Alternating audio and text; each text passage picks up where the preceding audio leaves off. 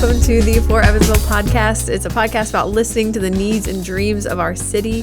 We want you to love our city better so that you can be a part of its transformation. We don't want you to live in Evansville. We want you to be for Evansville. I'm Adrienne. I'm here with Jonathan today, and we are so excited to have our guest, Scott Massey, with us from GroPod. Yeah, I've been really excited to have this conversation. I've had the opportunity to talk with you, Scott, and know some of the other members of your team. But to the listener, I promise I'm not exaggerating when I say I really think that what we're talking about today is going to change the world in some really significant ways. So, like, I'm excited. I know you hear that all the time, and it's like, okay, yeah, but how many things actually change the world or whatever? But you know, we're really talking about an innovation that changes the way that we meet a basic human need.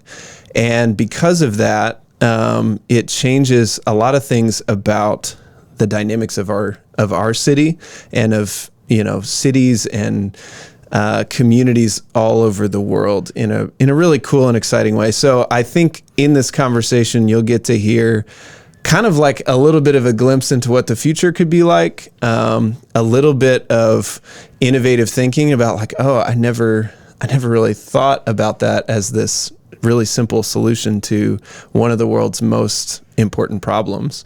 And then also to get a sense of how innovation and contributing new ideas can lead to a more equitable society. So hopefully I haven't put too much pressure on you, Scott, as a guest and really like built up this in a way that makes you feel like, but I think that you maybe believe those things about the product you guys have developed as well, because I know you're really passionate about it. So without further ado, we'd love to hear, what is GroPod and maybe a little bit of the journey of how you came to develop this technology. Yeah. And thank you for having me here. Yeah, really excited. I think the best thing is to kind of start from the very beginning of how I was really introduced to this technology.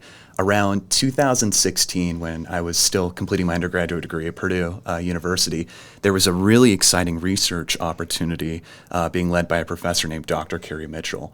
And his background was in LED lighting for horticultural applications, growing plants, and specifically growing plants in space. So cool. Pretty exciting. Like a cool project. Awesome. Yeah. So NASA and some other U.S. federal agencies had awarded Purdue and a number of other universities some research grants to study the effects of what they call multispectral LEDs, or essentially different colors of lights. And how does this make plants grow with the most energy efficient method as possible? And to me, being really just a research engineer, an undergraduate research engineer on this project, to me, I thought this was incredibly exciting. Yeah. That we were literally creating an environment to farm beyond our planet. And to me, I started kind of asking ourselves, well, why not on this planet? Why can't we, incorporate this technology in a system that consumers and everyday people can use to grow their own food? And although that study ultimately contributed to what some of the applications are being used on the space station today for these astronauts to grow food, to me, I just kept thinking about the immediate consumer application here on Earth. And that's when I really started researching a lot of patents in this space. A patent is what protects a design's kind of integrity and makes it uniquely yours. But one of the biggest issues in our space was energy efficiency. Much of the same problems that we were trying to solve for the space exploration was what was hindering the industry from developing here on Earth. And that's that most of these vertical farms or hydroponic technologies consume so much energy. Unfortunately, sometimes that power bill's bigger than the grocery bill, the value of the crops that they're growing. Yeah. And real quick, can you just kind of help listeners visualize like what you mean when you say a vertical farm, or like kind of paint that picture for like, what is this product that we're talking about? So I think the first word we need to take apart is hydroponics. So you've got the Greek word hydro and ponics, meaning water to do work. And what that means is growing plants without dirt.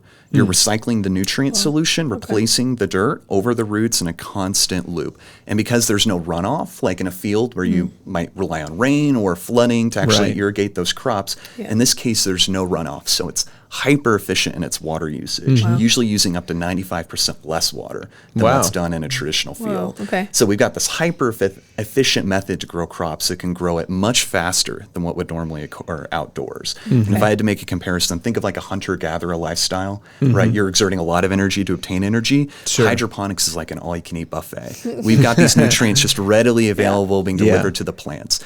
Now that's the irrigation side. Now we need to control the environment. And that's where this concept called CEA, or controlled environment agriculture, where you essentially create the environment around the plants that's the most opportunic for them to grow. Sure. That's this kind of conjunction of the controlled environment and these hydroponic technologies coming together. When you have these two technologies working together, you're essentially creating an environment or simulating an environment that could happen, in Tuscany, Italy, for example. Yeah. You could recreate these environments and create a perfect and you can growing kind of environment. custom tailor it around what a specific plant needs to do the absolute best that it can. Exactly. Right? So, but you're saying that products that existed that already did this, so it's not necessarily a new technology, but there was this problem of kind of the efficiency and efficiency in regards to its cost and energy efficiency that made it not necessarily the best solution to this problem. Yeah, I think you hit the nail on the head. And hydroponics is actually an ancient technology. In ancient South America, they had floating rafts in the kind of Gulf of Mexico area.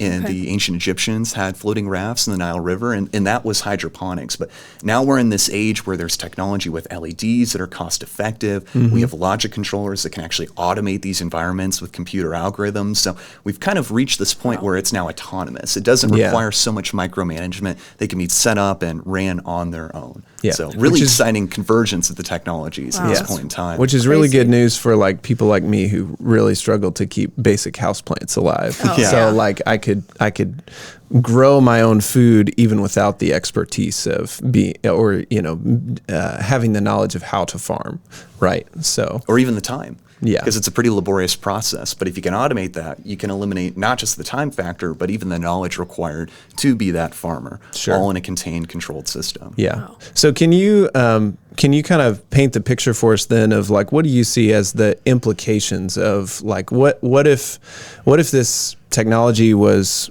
pretty readily accessible to the average person? I could, have essentially a small indoor farm in my house and grow my own food. How does that impact the world that we live in right now? And what are kind of the broad sweeping implications of that? Yeah. To make a comparison, I would say look at the refrigerator.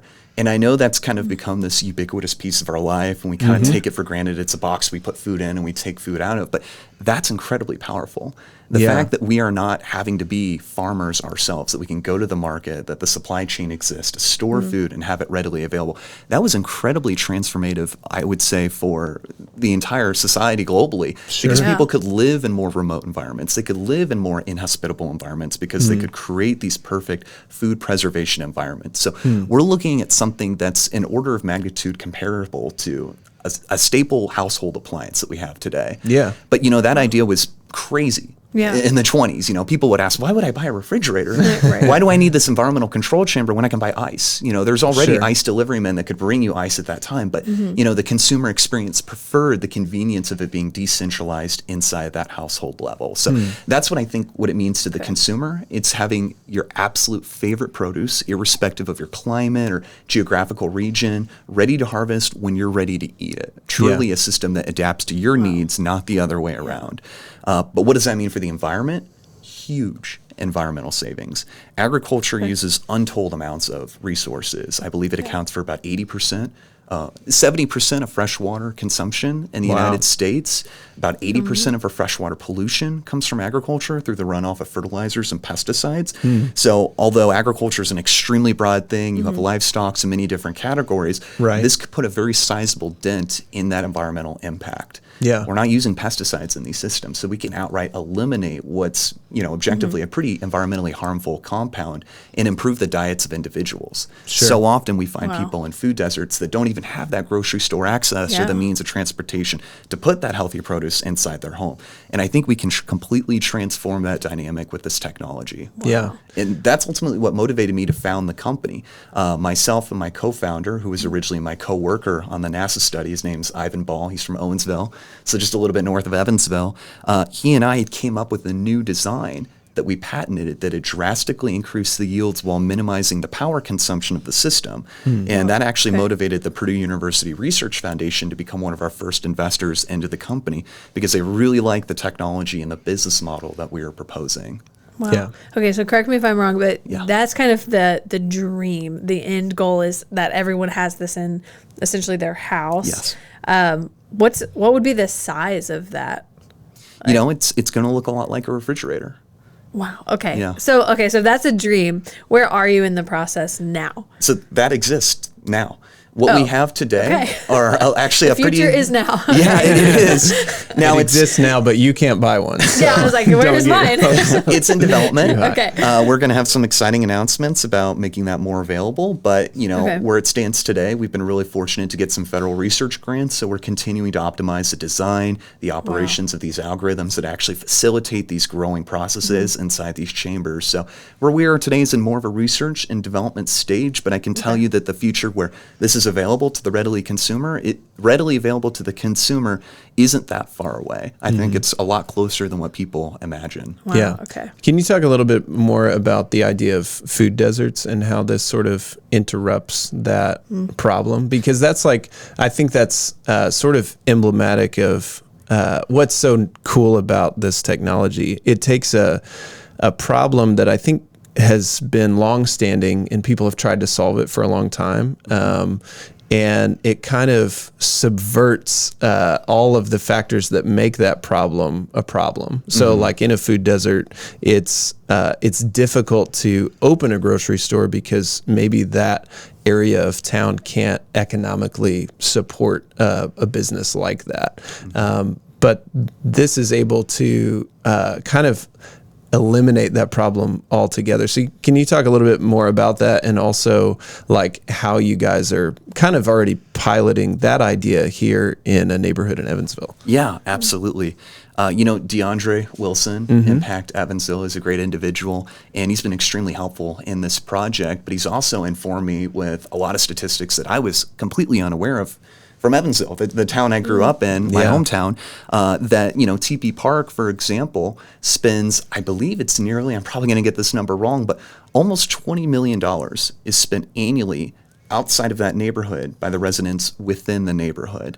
Wow. And that to me is kind of this perpetual cycle where the wealth is kind of being exported outside the neighborhood. Yeah. And even if we can make food more accessible within the neighborhood, is that necessarily going to reverse this dynamic of exporting the wealth away? Sure. And so in my opinion, if we can find ways to empower the neighborhood themselves to become self-reliant and grow their own food.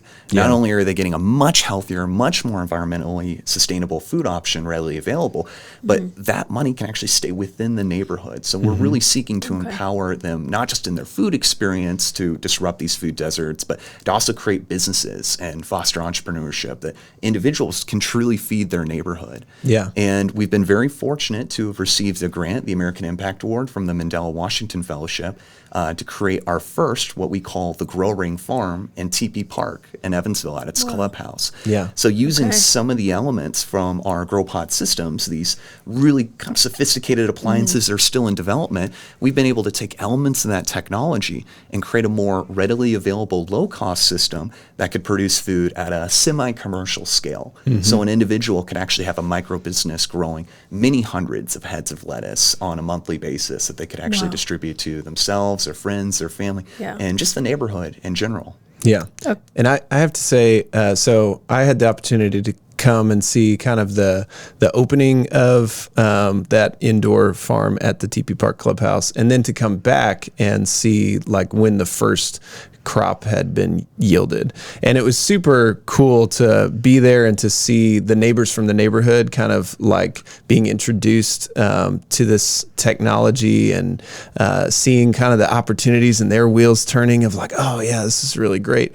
But I also have to say that when I came back the second time and had an opportunity to eat some of the lettuce that had grown in this farm, it was the best lettuce I have ever had in my life. Because you're saying the conditions are perfect. Right. Yeah. Essentially. And like, well, thank you for that. Normally lettuce is just like it tends to be very bland. It's kind of like, it's the canvas that you put other more delicious foods on, and then you feel like you're healthy because you ate it. But this was like, man, this is like flavorful in and of itself, and was very, very good. So, it was cool to see that. And if you are listening to the podcast, we also have all of our podcast episodes we publish on our YouTube channel. And so for this episode, we'll include some video of what that vertical farm looks like. And you can kind of see a little bit of a glimpse of that on there. So if you're used to just listening audio only, encourage you to check out our YouTube and our social media to kind of see a little bit of that, because it's really neat. It's exciting. Yeah. I would love a visual of this. I can't wait to see those clips. Okay. So I have so many questions. So I'm going to start with, why is this happening in Evansville? It just, the idea of this technology, like you said, it does sound like it's going to change the entire world, and it's really cool, but also hard to grasp that it's coming from Evansville. So is there a reason you stayed here specifically? Yes. Okay. Yeah, and I think this is a big learning experience for me personally. So I grew up in Evansville. This is my town. I went away for school for a while at Purdue.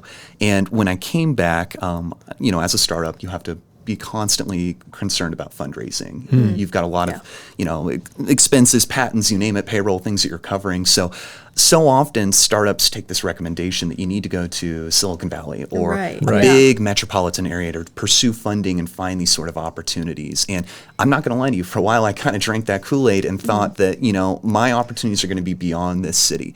And so often I found that in these conversations, the inevitable question was, why do you need this capital? And it's like, well, we're going to design these appliances and these consumables and develop this plant science company. We're going to hire people and do all these things that is already done in Evansville. Right. Exceptionally well, if I'm going to add to that. When you think about the history of Evansville, this was the appliance capital of the world, the refrigerator capital world. Well, yeah, you're right. I believe at its peak, it produced 20,000 refrigerators a day.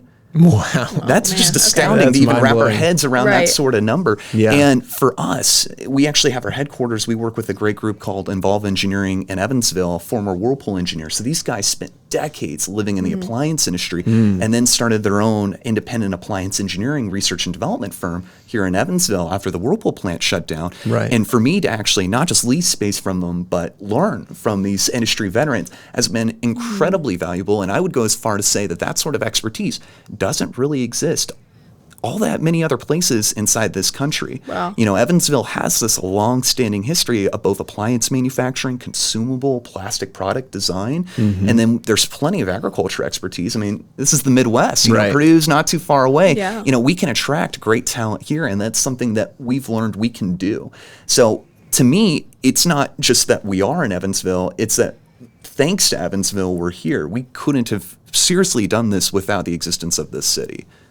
Yeah. That's incredible. Yeah. That's very, very cool. I think that, that's a great example of being able to recognize the genuine strengths of our city and reimagine the way that those might be applied, to some of these significant problems, not only that our community and our neighbors are facing, but also problems that are relevant to communities all over the world. So it's super cool. Yeah. Okay. So help me understand the end goal is everyone has it like a refrigerator, but you were talking about TP Park and there's an existing one already there. So what's the difference between there being one that exists in a neighborhood versus the home? Can you talk a little bit about that dynamic? So what we are developing for the home is a highly automated appliance. So automated that You don't even know that the automation's there, that it just kind of seamlessly integrates into your life. What we've created at TP Park is a bit more analog. So it doesn't have this level of internet connectivity that the appliances would have, because you know, when it comes to the appliance, we're empowering a consumer that has no experience in agriculture, does no time for agriculture, yet demands a super high quality fresh produce. Sure. In the case of TP Park, our goal was to feed as many people as possible with a very limited budget, although we were very gracious to receive that budget. It was very limited. And to feed as many people as possible, we had to make some compromises on the design to maximize its production output, but we made some trade-offs for the automation along the way. That said, there really wasn't all that many steps between when you first came, when we announced the system and planted the pods, from when we harvested. You know, we topped the water off, you know. It's about the same level of maintenance as an aquarium might be, maybe even a little easier in some cases.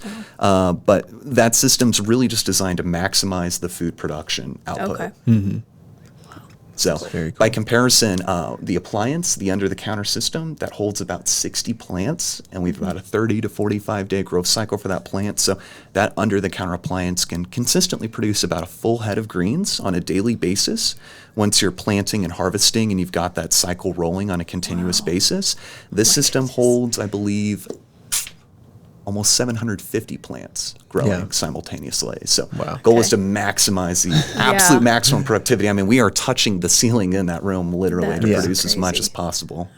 But it doesn't have a big footprint in the room. It kind of just takes up the corner of the space. So it's surprising how much produce you can create in such a small space with this design. It's really cool. So I'm curious, you know, you kind of started down this journey doing this research project at Purdue, and you know, I'm sure that can't, you know, you had your engineer hat on in that role, and I'm curious, like, as you've gone through this journey and begun to see the potential of this idea that you've had, what are some of the things that you've learned, or maybe some of the ways that your perspective, even of your own idea, has changed and maybe shaped the way that you see the opportunities that you have to contribute to the city and to the world?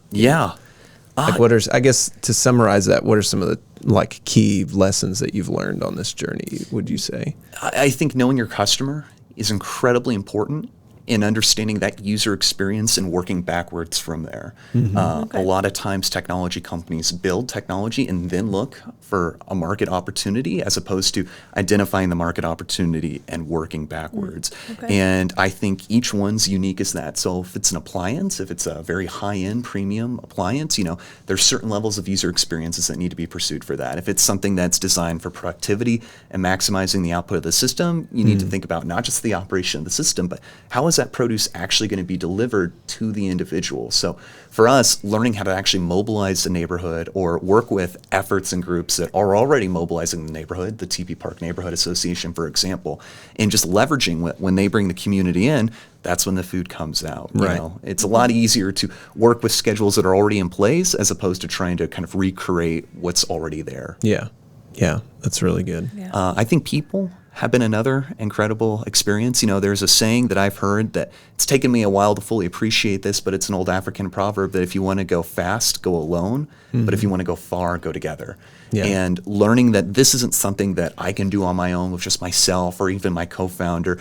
This takes generational levels of expertise. So surrounding ourselves with advisory board members that have a huge wealth of expertise in the industry, surrounding ourselves with individuals who are creating similar types of appliances. They may not be growing plants, but just learning from these experiences, to learn from other successes and mistakes just the like, so we can either replicate or avoid them just the same. Yeah, that's awesome. Adrian, do you have any other questions or thoughts? Oh, man, like a lot, but okay, we can totally cut this out if it's too weird, but this is so science fiction-y to me, especially with its origin of, we were looking at this in space and growing plants in space. And then realizing, like, no, but we can grow plants on Earth. Like, it just sounds like a science fiction novel, which I feel like always ends up coming with if we look at stories, these unintended consequences. Have you run into anything like that, or kind of the problems that it could potentially create, or is this all just awesome? I mean, the food industry has some challenges, undeniably. It's about half of all the food that gets grown gets thrown away in this country because it's simply spoiled before we can eat it. So, we have found, although, slightly unintentional, but there's been massive food savings. Individuals don't have to throw away produce because it's alive until the moment they consume it. In fact, there's no refrigeration involved. It's simply grown, harvested. The plants grow fine outdoors and, high degree temperatures. They've evolved to have that ability. We're leveraging these natural inherent abilities. I really can't say that there have been negative intended consequences. We've had individuals that unintentionally have become a lot more plant-based focused in their diet.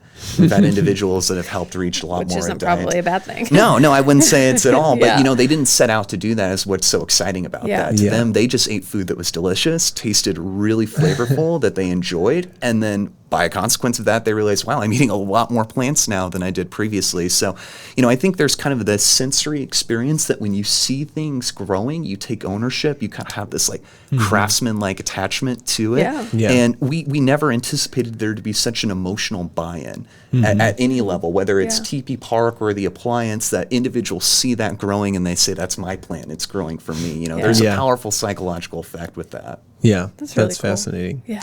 Well, so interesting. Thanks so much for being on with us today. Yeah, if people want to kind of follow the GroPod journey and, they hear this and they're like, oh, I'm excited about seeing how this develops, what's the best way for them to kind of keep up with what you guys are doing? I think social media is a great way to follow us. We are GroPod, that's GROPOD, on all platforms, Instagram, Facebook, LinkedIn, Twitter. I'd highly recommend people follow us. We like to keep up to date with some of our recent happenings there, so that'd probably be the most efficient way. Great. Awesome. Well, thanks again for being here. We're excited to follow you guys' journey and see where it goes. And my wife and I are looking forward to someday having a GroPod unit in our kitchen as well. I'm ready to buy one. Yeah, I'm sold. So you have 2 customers at least already. Okay. Yeah. Sounds great. Yeah. Thanks again. Yeah, thanks so much. Well, thank you guys. Really appreciate it. Thank you. Well, that was really cool. Yes. To hear that, growing plants in space and Future's changing now, the whole it's world. here. The future's now. Lettuce that actually tastes good. That's probably the most surprising thing.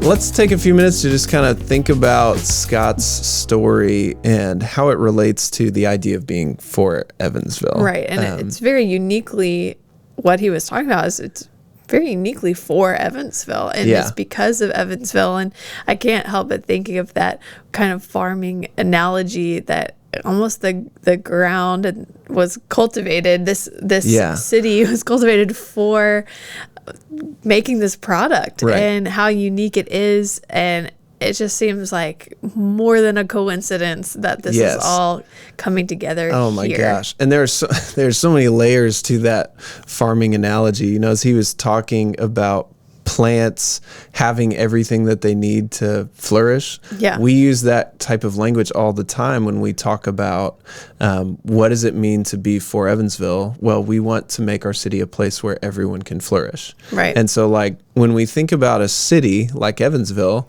and we're able to recognize areas of our city where it's like, okay, people in this neighborhood, a barrier to them flourishing is they don't have easy access to healthy, affordable produce. And there's definitely a lot of layers to that. And to be able to see that this is a product that could easily just be marketed towards kind of a more wealthy target customer base, and be more of a luxury that you would have around your house. But I really appreciate that they've put so much time and attention into developing it as a solution for this community problem, which I just think is really cool. Right. That they started out in essentially TP Park, a neighborhood here in Evansville, where, as he was saying, the perfect conditions for growing something.